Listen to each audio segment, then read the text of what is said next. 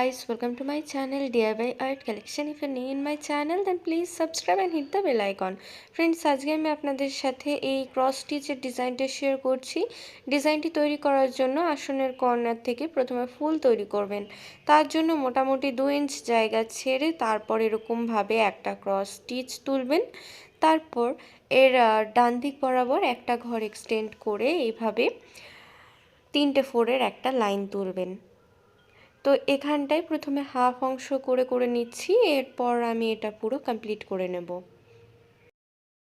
ভিডিওটা যদি ভালো লাগে অবশ্যই লাইক করবেন, শেয়ার করবেন। চ্যানেলে যদি নতুন হন তো অবশ্যই সাবস্ক্রাইব করে বেল বাটনকে প্রেস করবেন।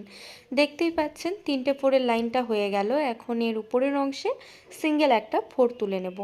এর সাথে সাথে ফুলের সেন্টারের অংশটা তৈরি হয়ে গেল। এরপর এর উপরের অংশ তৈরি করব। উপরের অংশটি তৈরি করার জন্য এখানটায় পিঙ্ক কালারের উল নিয়েছি এবং এইভাবে আমি 3টে ফোরের একটা লাইন করছি। যেরকম রয়্যাল ব্লু কালারের উল দিয়ে করেছিলাম ঠিক সেইভাবেই করছি। মাঝখানের ফোরটা যেন সেন্টার বরাবর থাকে এই হিসাব করেই ফোরটা তুলবেন। তো এখন আমি এটা পুরো কমপ্লিট করে নিচ্ছি।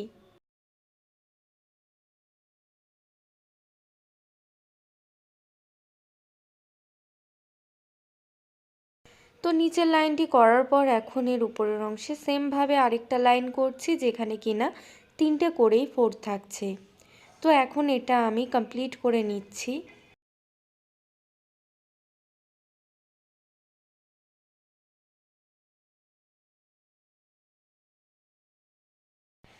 আমার এই লাইনটি কমপ্লিট হয়ে গেলে এর ওপরের অংশে জাস্ট একটা ফোর তুলব এবং সেটা মিডিল বরাবর তুলব। তাই ডান দিক থেকে ঘর ছেড়ে নিলাম এবং এখানটা একটা ফোর তুলে নিলাম। তার সাথে সাথে আমার একটা পাপড়ি রেডি হয়ে গেল। এরপর এই সাইডে পাপড়ি তুলব, তাই এখানটায় লম্বালম্বি দিক বরাবর স্টিচ করছি। আপনারা যখন সেলাই করবেন তখন আসনটিকে ঘুরিয়ে নেবেন, ঘুরিয়ে তারপর স্টিচ করবেন। তো এখানটায় দেখতেই পাচ্ছেন প্রথমে 3টে ফোরের একটা লাইন করছি।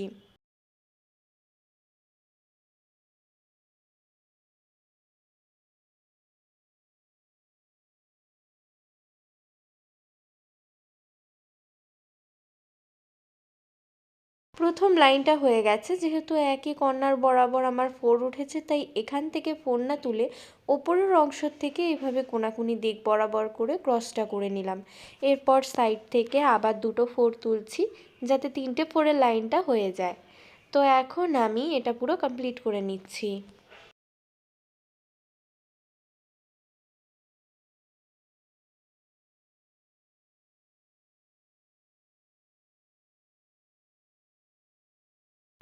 এখন সিঙ্গেল ফোরটা তুলে নেব, তাহলে আমার এই পাপড়িটা তৈরি হয়ে যাবে।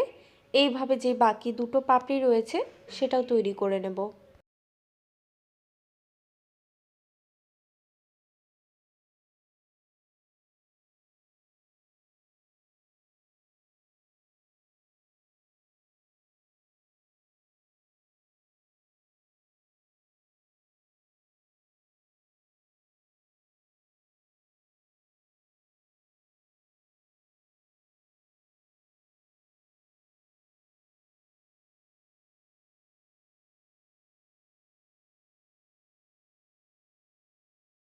ভিডিওটা যদি ভালো লাগে অবশ্যই লাইক করবেন, শেয়ার করবেন।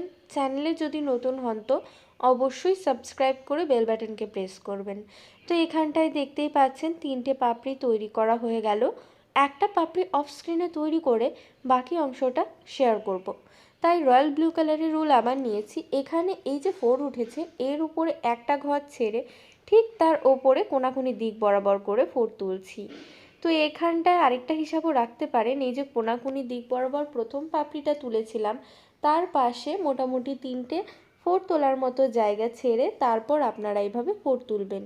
তো একটা ফোর তোলার পর আমি এখানে 3টে ফোরের একটা লাইন করে নিচ্ছি।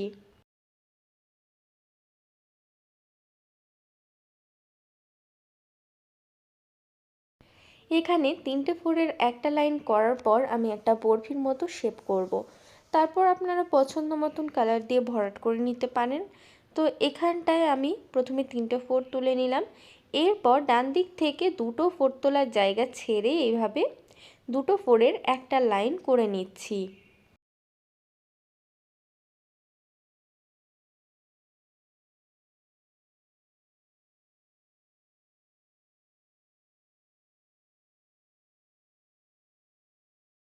ফোরের প্রথম লাইনটা হয়ে গেল। এরপর সেমভাবে আরেকটা লাইন করে নেব এবং দেখতে পাবেন এটাও কিন্তু ঠিক আমাদের যে আরেকটা পাপড়ি তার ঠিক লাস্ট ফোরের ওপরে এইভাবে তৈরি হয়েছে।